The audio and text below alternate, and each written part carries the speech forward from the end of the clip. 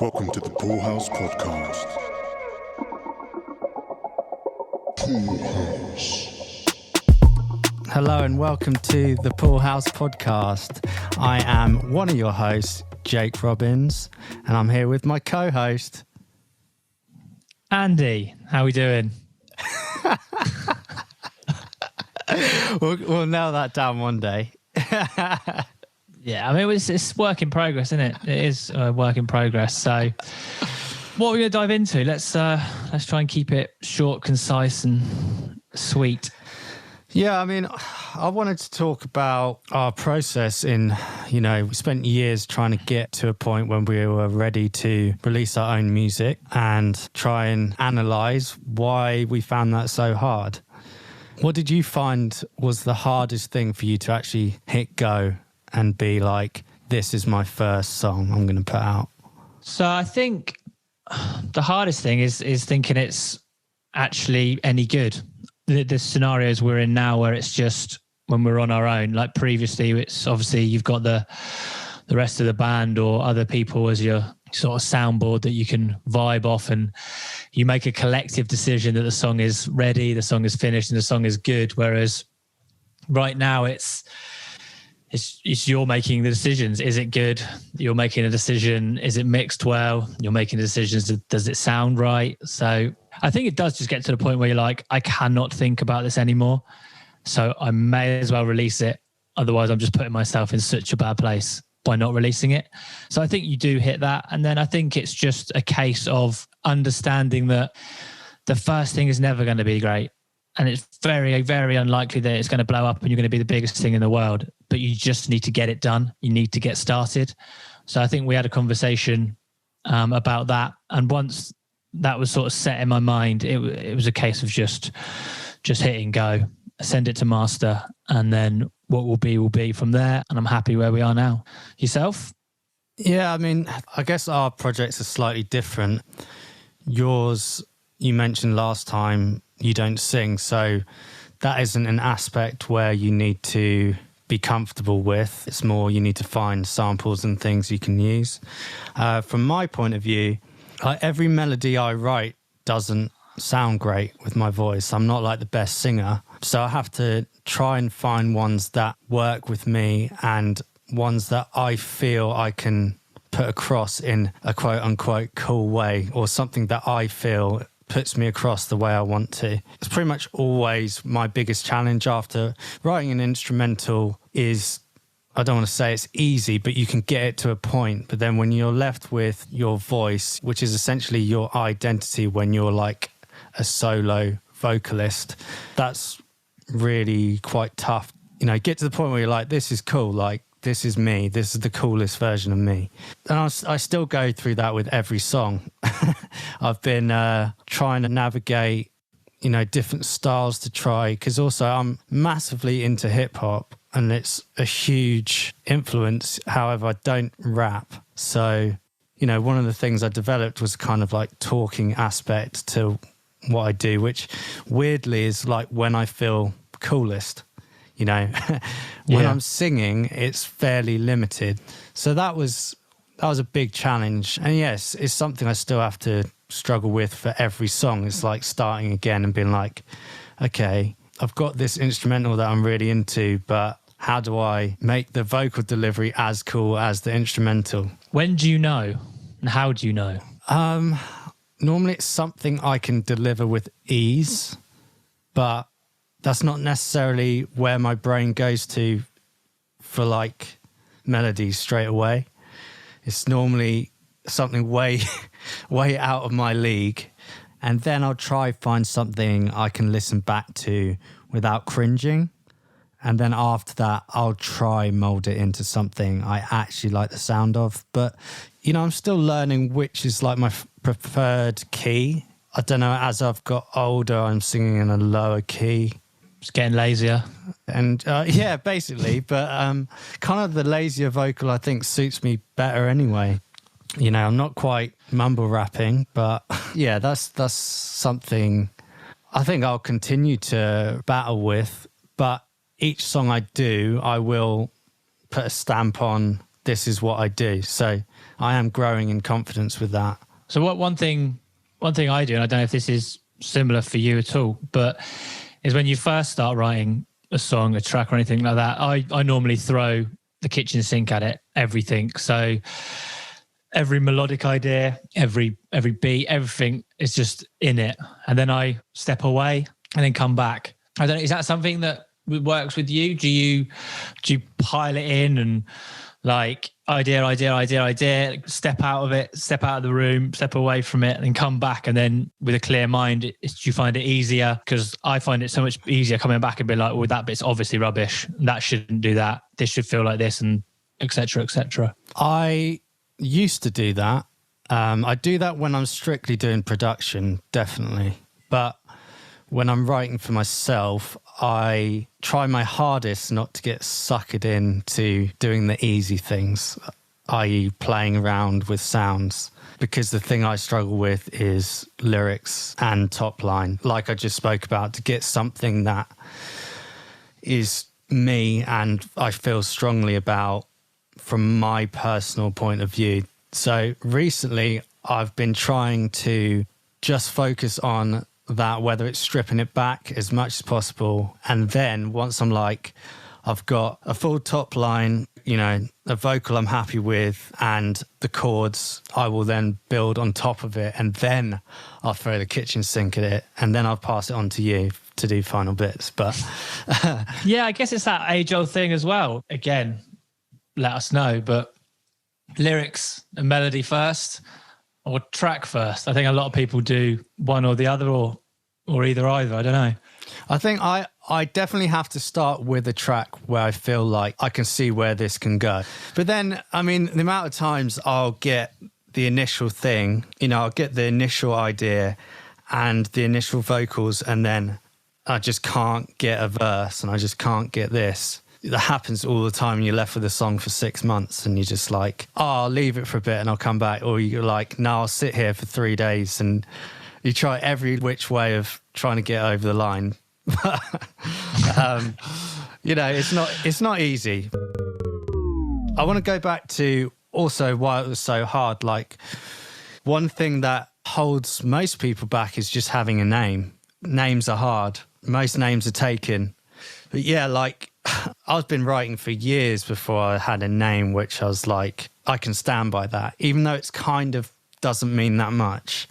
That's one of the things that really gave me an excuse, because until I have a name, well, it kind of doesn't matter. And it's just like years and years. And yeah, it's not real. And making things real, whether it's messing around with a piece of art and putting a name on it and you're like, this is kind of cool, that helps you commit. It took me a long time to get to that point, and that was a big struggle and excuse for, oh, you're not ready yet, you're not ready yet, you're not ready yet. Once I sort of figured that side of it out, actually the other bit kind of, oh, you've really got no reason to put this off anymore. Yeah. With your name, I don't know how long you thought about it for. How long did you guess think? This is where me and you are quite different in the way we, I don't know, go about things. Things like names and artworks and everything like that just is really quite far down on my list of give a shit about. But yeah, so the 1816 came purely from, I saw somewhere about Beethoven going deaf. I mean, I didn't learn about that recently. I knew that he went deaf, but it came to me and I just wondered what year he went deaf. And so Googled it and that was the first result. I don't even know if it's right. Yeah, but what made you do that?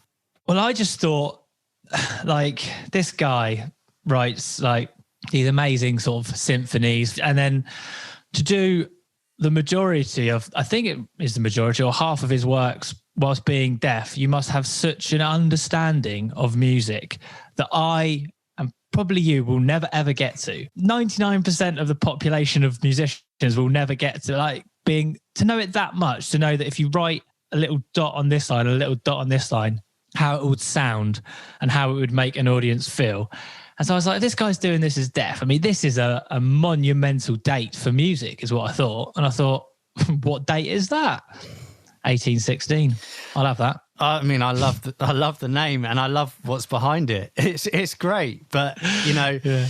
I love how you know, the funny thing is almost because you didn't put too much pressure on it, you came up with a really cool thing. You know? Quite possibly. Yeah. I mean, my name is incredibly simple. It sounds like just a normal name, but I struggled for many a year. I always was like, I'm not putting it out under my real name. Did you trial different first names and different second names? Was there a while when it was like Vincent Smith and you were like, nah, that doesn't work? And then you tried like Barry George and you were like, oh, that's almost it. No, not at all. Do you know where it comes from? It comes from the Caribbean island, St. Vincent, and St. George's flag, which is basically my mum and my dad making me. That's where the name comes from, Vincent George, right? And that story behind it made it all make sense, even though the name itself is easy to remember, but I needed that something to hold on to. Every other name I was just like plucking out the air, just didn't work for me. So even though it's like an actual person's name, you weren't necessarily thinking you wanted to call yourself a normal person's name, but the story gave you an actual name, basically. Yeah, exactly. Because I thought about using Saint in there, but yeah, I don't know. It just... Saint Robbins could have been really good. Maybe a little bit too biblical and self-important, but I like it. It's funny, like you go through all these ideas and you think about it for years and years and years. And it's got a lot of meaning for myself, but to anyone else, it's just literally a name. I mean, I always revert back to Blink 182. Yeah. I mean... No, exactly. Your name is, from what you've just spoken about, is so much more interesting than that. But yeah, it's a weird thing. Names are weird.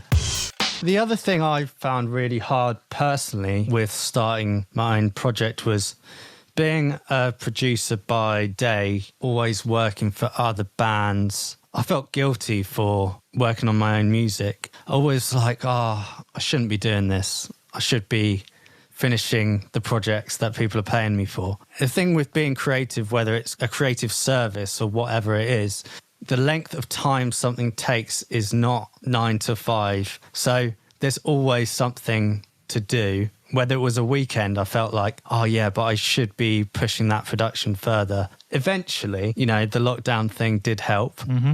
And I got to a point where I was like, if I don't do this now, I never will. And now that I have released 3 songs, it's now something I just do. And I think others around me know that. So it's like giving me validation.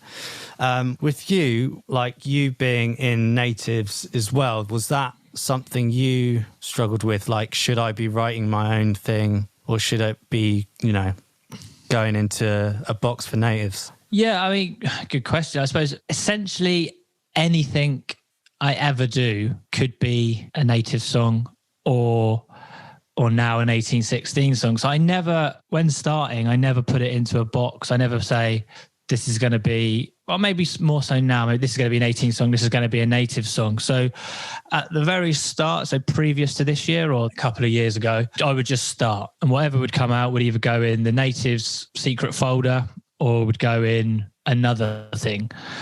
Since naming 1816 and sort of finding a direction for that, I can now start 1816 songs and native songs. Fortunately, recently, we haven't been writing native songs. So I didn't have that guilt of if I'm writing something, it should be native. So thankfully, that hasn't crept into it. But obviously, once the Natives album is released, we've been speaking about writing anyway recently. So there will be that, what do I do? What do I not do again? But again, I just think I can use whatever I write for whoever. So yeah, currently I don't have it, but I can understand exactly where you're coming from. And I know that I probably will get it. And I also get the guilt feeling of like, I need to be writing something. So like if I don't do music at all one week, say I'm on holiday or anything, I get really uptight that I've forgotten how to do it. And I don't know why, I just always do. I'm like, oh no, I'm just gonna forget what I'm doing. I'm not gonna be able to write anything ever again. So I try to do something every day or every 2 days, but there's that guilt and worry of forgetting how to do it that comes with it, which is totally nonsensical. Doesn't really make sense. I've never forgotten how to do it. I've always written another track or song, but yeah, there is all that comes with producing and writing. I totally agree.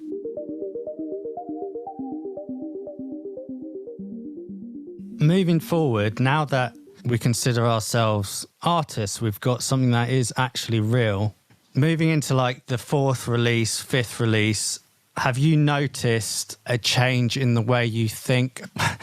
This massive hurdle, which was releasing your first song, does it seem really stupid now that you're just in your fourth song and it's just... Yeah, I mean, totally stupid. Totally irrational. I would encourage anybody who is sat on, like me, literally hard drives of material to just pick one and release it. Like the next thing you write is always better than the thing that you've just written. It just is. I'm not saying that as in like actually better, but newer stuff and like it will just feel better. So for me, yeah, that hurdle, I couldn't encourage anyone enough just to release and start. What I've tried to do is a song a month, purely like, I mean, I wouldn't necessarily encourage that, but that's purely because I want to get stuff off of my hard drive. Technically, it's still on the hard drive. Yeah, I get it. But what I mean by it can just be put away and forgotten. It's done. It's released. It's finished. And I like to do that very quickly. So a lot of the songs that I release will probably be written a month to 2 months before the release. And I kind of keep that conveyor belt going. So I stay on the excitement level, because another thing that I think is hard when you're an artist is having a song that you think is really good, waiting for the perfect time to release it, and it's never quite the right time, and this isn't quite right, or that isn't quite right. And by the time you release it, you've written 5 other songs and you're not really vibing that song that much anymore. So yeah, from my point of view, I would definitely encourage you to get the first one out and just try and get on that conveyor belt of just writing and releasing stuff. And then you find yourself just doing it after that. And everything stays exciting. Like your song that you release is fresh and exciting. You want to tell more people about it. Yeah. And that is just a way I feel is healthy at the moment and sort of smart way to sort of release music. I find it funny because after getting over that huge hurdle and releasing your first song, which naturally has quite a lot of attention from family and friends, feels great. You know, it's a big relief. It's a release in many ways.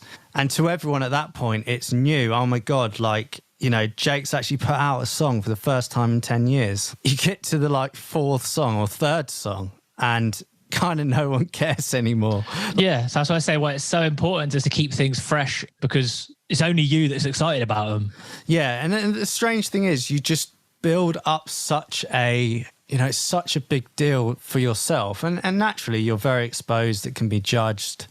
But to everyone else, like, it's just a song. It is quite funny because you get to your 2nd and 3rd song and it's like you don't want to be banging the same drum being like, listen to my song, listen to my song. I mean, I actually don't want people to just politely listen to my songs. I want to find people that want to listen to my songs. Yeah. And that's actually my goal for the next year, is to keep my head down, be consistent, and try and find an audience which actually wants to hear what I do next, rather than friends and family, which I do really appreciate, who politely listen, but it's not the same as waiting for your favorite artist to release a song. I mean, you have to hear it, you know. Friends and family are obliged to be interested, which is not the same as, I don't know, what if you want to call it, a fan or a follower or somebody being actually interested in you. Yeah, and I'm not trying to sound ungrateful, but that's the target for me, even if it's, you know, 50 people over the next year, which really feel like I can build, you know, a little fan base, a community as a part of this, you know, like we spoke about in the last episode, something which, I don't know, helps people feel like they understand each other, they understand what I'm talking about, where I come from. That will give me more fuel to keep going. At the moment, it's, yeah, you get little things that give you boosts. And what's actually got me to this point is only doing it because I want to. But when you put a lot into things, you just want to have that little hub of people to feel that, you know, straight away you're going to get 100 people listening. That's the next aim for me. And I think it's really just about playing the long game. You know, it used to be a single or an EP was such a huge thing. Whereas nowadays, 60,000 songs uploaded to Spotify every day. There's many different forms of entertainment. It's harder to get, you know, to capture that attention. But I feel like if I could just build that small community, I feel like, you know, I'd be so rewarded through every song I ever release. I think that's the way that a lot of people should work. I think you should start in the micro of it, like you say, with 50 or whatever. Just start small with things that are sort of controllable for yourself, because that's another reason why you won't release, is because you're thinking that it needs to be perfect to reach all these people. Or like you say, 60,000 songs a day. You think anyone's listening to your song? No, they're not. So it's like you got to get right in the small scenario, and then I think scale it. And I think scale it to where it's sensible. It's like consistently getting it right as well, because if you can prove to yourself and prove to someone who's heard one of your songs that every time it's quality, I'm not saying they're going to love the song as much as the other, but every time it's quality and, oh, actually, what's been said here is cool, or like how he made that song is cool or different or unusual, then you're more likely to emotionally invest in that person. That's how I work. I keep having to tell myself to identify when I get suckered into an artist. And it's usually, I'll find one song and then I'll take a deep dive. And if they can show me consistency and then I can go on the socials, I'm pretty much hooked, because it's like it's a little window into what they do. But if I peek through that window and I like more of what I see, that's when I'm going to stick around, sort of thing. And again, another perfect reason of just getting over that first release hurdle is so important. When somebody looks through that window, if you've just got one song or not much content, for example, I mean, I'm not advocating that I'm the king of content, because I'm literally the worst, terrible at it. But if you look on your Spotify profile and you've got 5 or 6 songs and somebody can then listen again and dive into, I think you stand yourself in a better place for that person to be engaged. So not releasing just leaves you on the bench, and you can't score from the bench. What you said there about saying you're not the best at content and whatever, well, that's kind of what this podcast is also for. Like, if we can talk ourselves into doing things and identifying what we're not good at, then we're going to get a lot out of it. 100%. Lastly, I want to just say, going back to finding an audience, I think why it's so hard these days is I feel music taste has got broader and more niche at the same time. I think more people listen to different kinds of music, but what they actually love within those different kinds of music is quite niche. So I think it's really hard to pin down what your own sound is, first of all, to then put that onto other people. I mean, how would you describe my Vincent George project? And it's okay to say you don't know. The whole genre thing is just insanely tough as well. And I'll park my point that I was going to say for after this. But yeah, so Vincent George would probably be guitar-driven, alternative pop. Yeah, maybe. Yeah. So even that, like, it's not I do this anymore. It's like, you know, I want it to be me, and I have many different influences, but what comes out, the easiest thing is like, it's modern pop. When you're submitting to playlists, yeah, that's what I was going to say. It's like, what does that even mean? So yeah, until you get to a point where you have a following and it kind of doesn't matter. You know, you could also argue, should you be playing the game and fitting into more boxes to get your leg up? You know, because it's a really weird thing. You know, sometimes this week I had an interview with the Dubai radio station and they featured me right next to Macklemore and Ed Sheeran. And I'm like, I wouldn't think my stuff is that pop. However, they've sat me next to that, which is amazing. But maybe it's what I listen to, which is way more like anti-pop. Or I know I have a pop ear, but what you identify with is like kind of what you perceive yourself as. But once you've released it, the decision's made by the listeners anyway, isn't it? It is. So it is. But it's when you're putting your name out there to blogs, PR, playlists, they want you to know exactly who you are. So yeah, I know the influences I'm pulling from, but what it is to your average listener is very hard to know. I guess that's because I'm really small as well. So if I was a bigger artist, it would just be pop and it'd be accepted for what it is. I mean, pop's so broad, isn't it? Popular music. You know, from your point of view, you're in dance music, yet how to identify what kind of dance music is really difficult. I mean, I'd like to say if anyone wants to go to mine or Jake's Spotify's and have a listen and tell us what it is, that would be wonderful, because I absolutely hate it when you're pitching tracks, or like you say in interviews or blogs or anything like that, when you have to describe what you are. I don't know why. I've just always haven't liked that. You feel like you pull from so many different influences. It's like you're telling me I've got to give you 3 words that describe this. That's very narrow-minded of you, interviewer person. Yeah. I mean, I think that's normal for any artist. I don't think many artists like that question. But yeah, like Andy said, please let us know. Help us out. Identify what we are. That'd be really helpful. Andy, I don't know if you have a song of the week. Well, I can't really pronounce his name, but his name is Finn Askew. So that's Finn, Finn, and then Askew, Askew. And the song is Tokyo. Tell us a bit more about the song.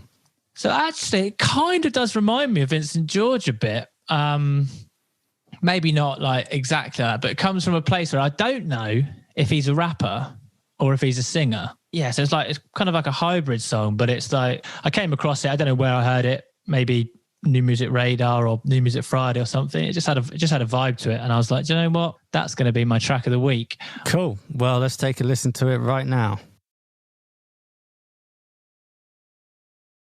Hey, so if you want to send us an email, we've got an email address, which is poolhouseproducers@gmail.com. That's the first that Andy is hearing of it.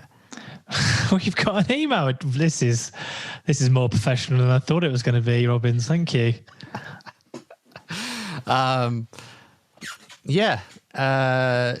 We want to hear from you. Even if there's one person listening to this and has liked anything we've said or has questions or wants to give us advice, we're game for all of that.